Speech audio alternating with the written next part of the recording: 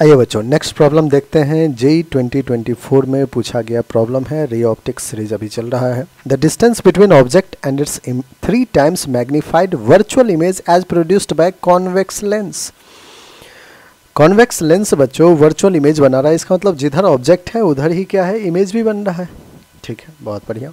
The focal length of the lens used, हमें focal length calculate करना है। Magnification 3 times magnified मतलब magnification दे रखा है बच्चों।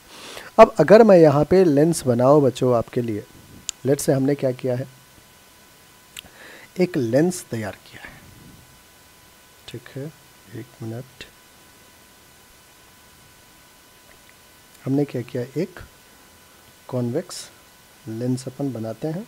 ठीक है बच्चों, एक कॉन्वेक्स लेंस बना लिया।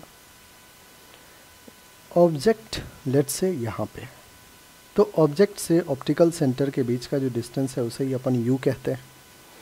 ऑब्जेक्ट और इमेज बच्चों सेम साइड में बना है, क्यों? क्योंकि वर्चुअल इमेज फॉर्म हुआ है। वर्चुअल इमेज कॉन्वेक्स लेंस तभी बनाता है जब हमारा ऑब्जेक्ट और इमेज एक ही साइड में हो, तो कहीं ना कहीं इमेज जो होगा बच्चों वो भी इसी लाइन पे होगा। कहाँ होगा उस चीज़ के लिए अपन देखते हैं।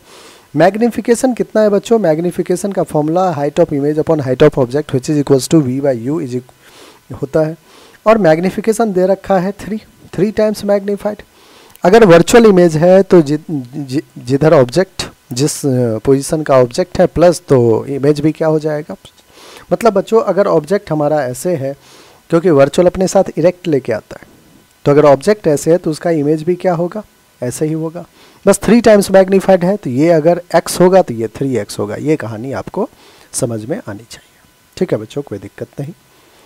इसको मैं यहाँ से रब कर देता हूँ। ठीक है, लेट से यहाँ पे ऑब्जेक्ट है हमारा, तो बच्चों यहाँ से मैं v equals to 3 times of u तो लिख सकता हूँ। अब आपको एक चीज़ आइडिया आ गया कि सर u जितना भी होगा उसका 3 टाइम्स जो है वो v होगा। इसका मतलब हमने सही इमेज यहाँ पे सही बनाया था। ठीक है, तो v जो है वो 3 टाइम्स ऑफ u है।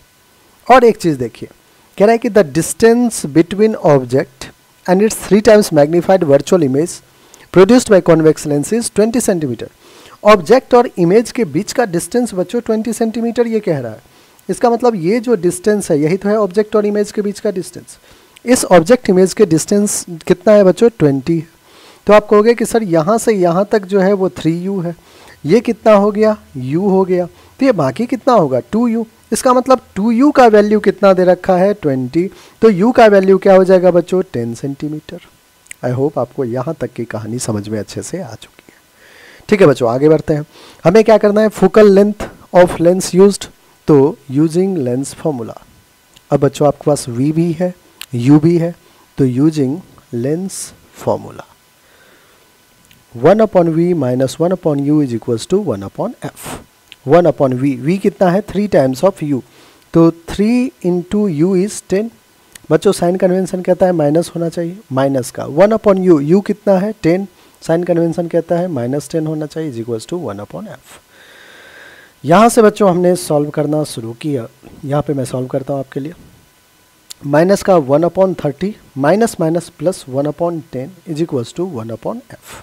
बच्चों 30 और 10 का एलसीएम 30 होगा, तो माइनस का 1 प्लस का 10 3 जा तो 3 is equals to 1/f। 3 minus 1 will be 2, 2/30 is equals to 1/f। 2 1 जा 2 15 जा।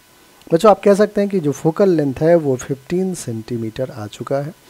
कॉन्वेक्स लेंस है, फोकल लेंथ पॉजिटिव आना भी चाहिए, तो 15 सेंटीमीटर हमारा बिल्कुल क्या होगा बच्चों, करेक्ट आंसर होगा। फिल इन द ब्लैंक्स था, 15 centimetre is the correct answer. I hope बच्चों हर एक स्टेप आपको अच्छे से समझ में आ गया।